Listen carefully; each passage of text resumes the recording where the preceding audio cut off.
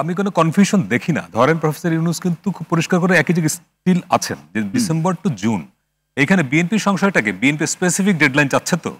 আজকের আলোচনাটা আপনি একটু অন্যভাবে করেন যে আজকে একই দিনে বিএনপির এক সময়ের খুব প্রধান মিত্র জামাত, যাদের সঙ্গে ইদানিং একটু দূরত্ব তৈরি হচ্ছে বলে আমরা যেটা বুঝতে পারছি, তারা কিন্তু একই দিনে বলেছে যে তারা ভোটটা চায় রোজার আগে। তো আগামী বছরের রোজাটা হবে ফেব্রুয়ারিতে, তাহলে রোজার আগে মানে জানুয়ারি কিংবা ফেব্রুয়ারি। আপনি আরেকটু পেছনে যান, গত বছরের সেপ্টেম্বরে সেনাপ্রধান রয়টার্সকে ইন্টারভিউতে বলেছিলেন যে তিনি চান যে 18 মাসের মধ্যে নির্বাচন হবে এবং সেজন্য সরকারকে সহযোগিতা করবে। তাহলে সেই আগস্ট থেকে 18 মাস হয় বেসিক্যালি আগামী বছরের ফেব্রুয়ারি। জামাত বলছে রোজার আগে ফেব্রুয়ারি, বিএনপি বলছে ডিসেম্বর। তাহলে কিছু মিলে যাচ্ছে কি? আমি বলছি তাই যে বিএনপির ডিসেম্বর, জামাতের বিফোর রমজান এবং সেনাপ্রধানের 18 মাস একটা কাছাকাছি জায়গায় আসছে। কিন্তু তার মানে আমি কিন্তু দেখছি যে রাজনৈতিক দূরত্ব বোধহয় কমে আসছে বিএনপির সঙ্গে জামাতের, যেটা 5ই আগস্টের পর থেকে বাড়ছিল। এবং বিএনপির অনেক সিনিয়র নেতা না দূরত্ব কমলো কই, তাহলে তো বাড়বে না আমার মনে হয় না। ডিসেম্বর ফেব্রুয়ারি খুব, এবং রাজনীতিতে একটা খুব কথা আছে যে ডিসেম্বরের ব্যাপারে জামাতের একটা অ্যালার্জি আছে 1971 প্রসঙ্গে, হয়তো ডিসেম্বরকে তারা হয়তো ভয় পায়, সেজন্য তারা বলছে ফেব্রুয়ারি। এখন আবার সেনাপ্রধানের কথাও ফেব্রুয়ারি।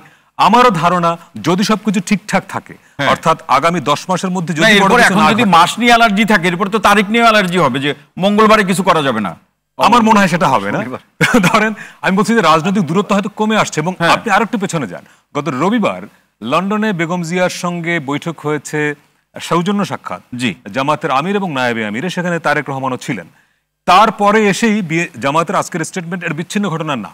তার মানে আমরা যেটা দেখলাম যে 5ই আগস্টের পরে বিএনপির সঙ্গে জামাতের যে দূরত্ব হচ্ছিল, সেইখানে বোধহয় এই লন্ডনের সৌজন্য সাক্ষাৎ বলি, বৈঠক বলি, এইটা বোধহয় একটা রোল প্লে করেছে। এবং আজকের স্টেটমেন্টটা কিন্তু ডিফারেন্ট। জামাতের কি রোলটা প্লে করলো দেশের বাইরে হতে পারে। এবং জামাত আজকে যেভাবে স্পেসিফিক বলেছে রোজার আগে, এই কথা গত 8 মাসে বলে নাই। বরং আমি কোট করি আপনাকে, 13ই ফেব্রুয়ারি নির্বাচন কমিশনের সঙ্গে বৈঠক শেষে বেরিয়ে গোলাম পরোয়ার বলেছেন যে সংস্কারের আগে কোনো নির্বাচন হবে না। মানে আমিন ভাই সেই জায়গা থেকে আজকে এসে জামাতের যে অবস্থান একদম পরিষ্কার। কিন্তু আপনার আলোচনা আপনার জায়গা থেকে আপনি বলবেন, কিন্তু আমার প্রশ্নের জায়গাটা হলো মিটিংটা হলো দেশে সম্মানিত প্রধান উপদেষ্টার সাথে বিএনপির একটা প্রতিনিধি দলের, কিন্তু আপনি হিসাবটা মিলাচ্ছেন বাইরে। এই জায়গাটা আমরা বুঝতে তাই হয়, আমরা এই জায়গাটা আমরা বুঝতে চাই যে আসলে তাহলে বাংলাদেশের রাজনীতি কি এখন সব দেশের বাইরে হচ্ছে? পলিটিক্যাল ডিসিশন এক জায়গা থেকে হয় না, এটা নানা ডাইমেনশন থেকে। আমি তো বললাম ওই সেনাপ্রধানের 18 মাস, বিএনপির ডিসেম্বর, জামাতের ফেব্রুয়ারি, কোনোটা বিচ্ছিন্ন না।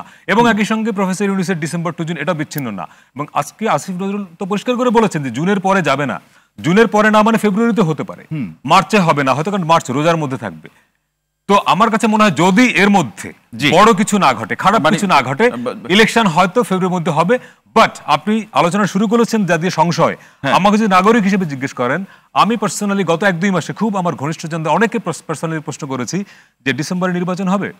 আমি দেখেছি 90% লোক বলেছেন না, মানুষ বিশ্বাস করেন। এবং আমাকে যদি ব্যক্তিগতভাবে প্রশ্ন করেন যে আপনি কি মনে করেন ডিসেম্বর নির্বাচন হবে, আমি মনে করি হবে না।